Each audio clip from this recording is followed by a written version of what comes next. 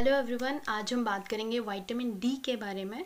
Vitamin D deficiency सभी लोगों को देखने में मिलती है। तो इस वीडियो में हम ये बात करेंगे कि जो विटामिन डी है, कुछ लोग इंजेक्शन भी लेते हैं, टैबलेट फॉर्म में भी विटामिन डी लेते हैं, उसके बावजूद भी उनका जो लेवल होता है वो सही रेंज में नहीं आ पाता है। इस वीडियो को आप लास्ट तक देखिएगा, इसमें आपको यूज़फुल इन्फॉर्मेशन मिलेगी कि विटामिन डी से कौन कौन सी डेफिशिएंसी आपकी बॉडी में होती है, इसके लिए हमारी बॉडी को कितनी प्रोसेस से हमारी बॉडी गुजरती है और किन फूड आइटम को हमें नहीं लेना है, और भी बहुत सारी यूज़फुल इन्फॉर्मेशन जिससे कि आप अपने विटामिन डी को इंक्रीज़ कर सकते हैं।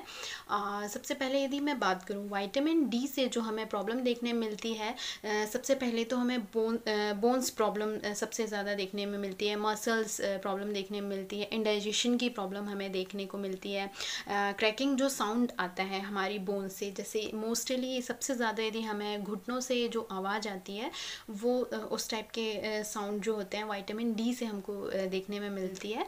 तो विटामिन डी जो होता है वो हमारी बॉडी को सबसे पहले जो मुख्य सोर्स जो है वो है सनलाइट। ठीक है, तो सूर्य जो है वो हमें विटामिन डी देता है। हमारी बॉडी जो होती है, हमारी स्किन जो होती है विटामिन डी को हमारी स्किन के थ्रू हमारा विटामिन डी जो होता है वो एब्जॉर्ब होना स्टार्ट होता है। इसकी प्रोसेस है, आगे भी बहुत सारी ऐसी प्रोसेस है, तभी हमें हमारी बॉडी को विटामिन डी होता है। बस ऐसा नहीं है कि धूप में बैठ लिया हमने और हमें विटामिन डी मिल गया और सब कुछ हो गया, तो ऐसा बिल्कुल भी नहीं है। विटामिन डी हमें हमारे स्किन में कोलेस्ट्रॉल की हेल्प से, 70 हाइड्रोक्सी कोलेस्ट्रॉल होता है, ये हमारी बॉडी में प्रेजेंट होता है, इसकी हेल्प से ये जो होता है विटामिन डी 3 में ये कन्वर्ट होता है। विटामिन डी 3 में कन्वर्ट होने के बाद ये हमारे कहाँ पे जाता है, लिवर में जाता है। लिवर में जाने के बाद ये जो विटामिन डी होता है ये एक्टिव फॉर्म में हमारी बॉडी में आ जाता है, और फिर जो लिवर होता है इसे हमारे कहना चाहिए दो जगह पे ये ट्रांसफ़र करता है एक्टिव विटामिन डी को। सबसे पहला जो है वो कहाँ पे मतलब भेजता है, ये हमारे इम्यून सिस्टम में भेजता है। इम्यून सिस्टम में विटामिन डी जो होता है एक प्रकार से हमारे इम्यून सिस्टम की बहुत हेल्प करता है। वो किस प्रकार से, वो हमें एक प्रकार से हमारे इन्फेक्शन, किसी भी प्रकार के इन्फेक्शन से, किसी भी प्रकार के वायरस से लड़ने में हमारी बॉडी की हेल्प करता है, इम्यूनिटी को वो बढ़ाता है एक प्रकार से विटामिन डी। तो कहीं ना कहीं कोरोना काल में कुछ लोग जो हैं विटामिन डी जो लो होने के कारण भी उनको ये प्रॉब्लम फेस करनी पड़ रही है। तो विटामिन डी बहुत मेन है। इसमें जो सेकेंड यदि मैं बात करूँ तो वो है किडनी।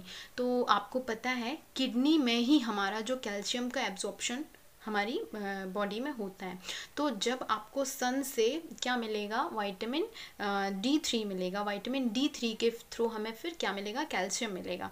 ठीक है, तो ये प्रोसेस जो वो इस प्रकार से होती रहती है। तो ये हमें कहाँ पे बनेगा, हमारी किडनी पे बनेगा, और किडनी में विटामिन डी के द्वारा और विटामिन के की हेल्प से हमें कैल्शियम का एब्जॉर्प्शन होगा। विटामिन डी की यदि ये जो दो प्रोसेस जो मैंने पहले बताई कि अल्ट्रा वायलेट रेस से, बी रेस से स्किन में बनने के बाद लिवर में एक्टिव फॉर्म में आता है, फिर उसके बाद में ये किडनी में जाके फिर कैल्शियम को ये बनाता है। तो ये सब मैं आपको इसलिए बता रही हूँ क्योंकि ये हमारी बॉडी की फंक्शनिंग है, ये हमारी बॉडी की फंक्शनिंग हमारी बॉडी में ऐसे होती है। आपको जब तक ये चीज़ पता नहीं चलेगी तो आप उतने अच्छे तरीके से इंटरेस्ट नहीं लेंगे कि ये क्या है विटामिन डी। ठीक है, हमें तो सब लोग यही बोलेंगे कि विटामिन डी की डेफिशिएंसी है, भाई हमें गोली दे दो, हमें ये दे दो, वो दे दो, बस ये। आप जब तक कहना चाहिए एक प्रकार से एक हेल्दी लाइफस्टाइल नहीं अपनाएंगे, हेल्दी फूड नहीं लेंगे, तो आप ये सोचिए कि नॉर्मली यदि मैं बोलूँ कि खाने के लिए यदि कोई गोली आने लगे तो लोग बाग इतने ज़्यादा अलाल हैं कि वो गोली ही खाना स्टार्ट कर देंगे, पर ये तो पॉसिबल है ही नहीं ना। उसके लिए यदि आपको ज़िंदा रहना है, अच्छा रहना है, स्वस्थ रहना है, तो आप खाना ही खाएंगे, उसके लिए कोई गोली तो नहीं खाएंगे ना कि हमें एनर्जी मिल जाए और हम बिल्कुल रह जाएं। तो ऐसा बिल्कुल नहीं है। इसके लिए हमें हमारे प्रकृति के द्वारा दिए गए इतने अच्छे सोर्स हैं, उनका यूज़ करके हम इन सभी प्रकार की जो डिफ़िशियंसी हमारी बॉडी में होती है उससे हम निजात पा सकते हैं। रही अब बात, हम बात करते हैं डाइट की। तो डाइट में हमें क्या करना है, जो पैकेट फूड आइटम होते हैं, सबसे ज़्यादा विटामिन डी का जो एब्जॉर्प्शन, जो कहना चाहिए कि एब्जॉर्प्शन में जो कहना चाहिए एक प्रकार से जो बाधा आती है, वो शुगर, जो बहुत सारे लोग ऐसे होते हैं जो शुगर बहुत ज़्यादा अपनी डाइट में लेते हैं, बहुत ज़्यादा चाय पीने की आदत होती है, बहुत ज़्यादा पैकेट फूड खाने की आदत होती है, और बाहर के जितने भी आइटम होते हैं वो खाने की आदत होती है। तो हमारी बॉडी में यदि विटामिन डी बना भी हुआ है, एक्टिव फॉर्म में भी है, लेकिन यदि आप इस टाइप के फूड आइटम खा लेंगे तो आपका जो विटामिन डी होगा वो क्या हो जाएगा, इनएक्टिव हो जाएगा। इनएक्टिव फॉर्म में हो जाएगा तो आपको पता है कि जो किडनी में हमारा विटामिन डी एक्टिव फॉर्म में था वो इनएक्टिव हो जाएगा, तो जो हमारा कैल्शियम है, जो हमारी हड्डियों के लिए बहुत ज़रूरी है, वो एब्जॉर्ब ही हमारी बॉडी में नहीं होगा। अब कई लोग का वही क्वेश्चन आता है कि हमारी बॉडी में हम इतना सब कुछ तो कर रहे हैं, विटामिन डी का लेवल क्यों नहीं बढ़ रहा है, क्यों डेफिशिएंसी हो रही है, क्यों कमी पड़ रही है उसकी। तो भाई, आप अपनी हेल्थ का यदि ध्यान रखना चाहते हैं तो इन सब चीज़ों में आपको ध्यान देना पड़ेगा। ध्यान देना है तो फिर ध्यान देंगे तो फिर सब कुछ अच्छा हो जाएगा। इसके बाद यदि मैं बात करूँ नॉर्मली विटामिन डी की, अब विटामिन डी के लिए आप इतना सब कुछ कर रहे हो तो आपको विटामिन डी के बारे में पता भी होना चाहिए कि ये एक क्या है, फैट सॉल्युबल विटामिन है। ठीक है, फैट में ये घुलता है, पानी में नहीं घुलता है। जैसे नॉर्मली एक दिए की बात करें, हम दिए को हम पानी से नहीं जला सकते, हम इसे किससे जला सकते हैं, तेल से ही जला सकते हैं, तभी ये हमारे लिए यूज़फुल होगा। वैसे ही हमारा जो कहना चाहिए एक प्रकार से विटामिन डी है, विटामिन डी को भी किसकी ज़रूरत होती है, फैट की ही ज़रूरत होती है। उसी के ही हेल्प से वो इतनी सारी फंक्शनिंग और सब अपने काम, सारे काम ये करता है और शरीर के सभी बॉडी पार्ट में ये पहुंचता है। तो उसके लिए हमें क्या करना है, हमें गुड फैट चाहिए। हमारी डाइट से पूरी तरीके से फैट को हमें बिल्कुल नहीं हटाना है, हमें क्या करना है, गुड फैट या गुड हेल्दी फूड हमें खाने हैं। उसके लिए हम नट्स ले सकते हैं, बादाम हो गया है ना, बादाम हो, अखरोट, ये इस प्रकार से हम नट्स जो हमारी हेल्दी लाइफस्टाइल में, हम हेल्दी फूड में हम ले सकते हैं। इसके बाद में यदि हम बात करें ओबेसिटी की, तो ओबेसिटी यदि जिस इंसान को बिल्कुल मोटा हो गया कोई इंसान, तो ओबेसिटी हो गया है, ओबीस हो गया है, तो स्वाभाविक सी बात है उसको विटामिन डी की डिफिशियंसी होगी ही।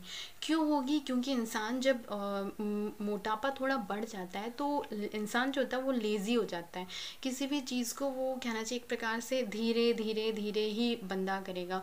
तो जो विटामिन डी है, ठीक है, विटामिन डी हमारी बॉडी में पहले स्किन में बना, फिर लिवर में बनता है, फिर वो जाता है किडनी में फंक्शनिंग करता है। तो वो क्या करेगा, ओबेसिटी यदि ज़्यादा हो जाती है, इंसान मूवमेंट नहीं करेगा, तो विटामिन डी जो वो स्किन में ही रहा आएगा। वो एक्टिव फॉर्म में, विटामिन को एक्टिव फॉर्म में होने के लिए तो कहाँ जाना पड़ेगा, लिवर में तो जाना पड़ेगा।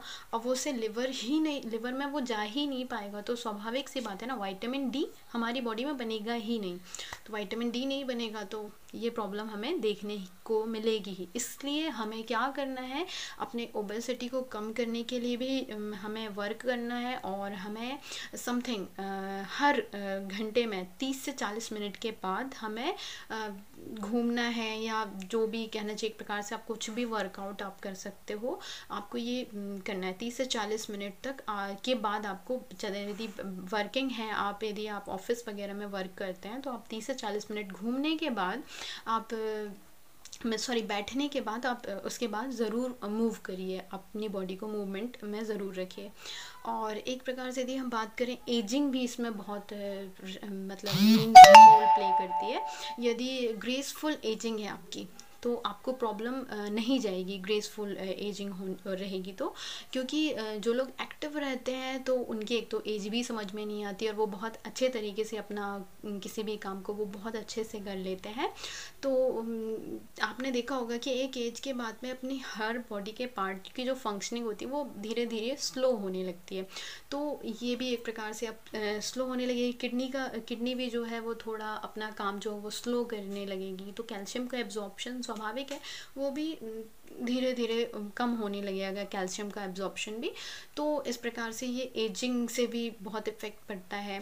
इसलिए आप अपने आप को एक्टिव रखें, ग्रेसफुल रखें, तो आप को कोई भी किसी भी प्रकार की डेफिशिएंसी नहीं रहेगी। योगा को अपना सकते हैं आप, और विटामिन डी के एब्जॉर्प्शन के लिए आप सन बाथ कर सकते हैं। सुबह और शाम को आप सनलाइट में आधे से 1 घंटे आप बैठ सकते हैं, वॉक कर सकते हैं।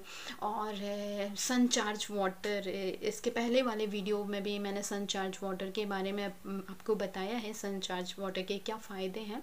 तो आप सन चार्ज मतलब कहना चाहिए एक प्रकार से आप पानी को कांच के ग्लास या बॉटल में जिसमें भी रखकर आप 5 से 6 घंटे सूर्य के प्रकाश में रखने के बाद आप नाइट में भी सन चार्ज वाटर को पी सकते हैं। इससे भी विटामिन डी जो होता है उसका एब्जॉर्प्शन हमारी बॉडी में होता है। आपको पता है पानी की भी न्यूट्रिटिव वैल्यू होती है, वो सन चार्ज यदि हो जाता है तो उसकी न्यूट्रिटिव वैल्यू जो होती है वो बढ़ जाती है। तो इसका नॉर्मल रेंज जो है वो 30 से 100 के बीच में ही हमारी बॉडी में रहे तो बहुत अच्छा है। और कैल्शियम बहुत इम्पॉर्टेंट रोल प्ले करता है हमारे बोन्स को लेके। बोन्स हमारे शरीर का एक प्रकार से आपको पता ही है कंकाल ही है, ये खड़ा है तो हम खड़े हैं। तो प्लीज़ आप अपने विटामिन डी की तरफ ध्यान दीजिए, और आपकी डाइट में क्या इंक्लूडेड है और क्या इंक्लूडेड नहीं है जिसे आपको इंक्लूड करना है, तो इसमें आप अपने लिए खुद के लिए हेल्प करिए। और यदि आपको वीडियो अच्छी लगी हो, यूज़फुल लगी हो, तो प्लीज़ इस चैनल को लाइक एंड सब्सक्राइब ज़रूर कीजिएगा, और आप अपने अपनों को ज़रूर शेयर करिएगा। Thank you, bye bye.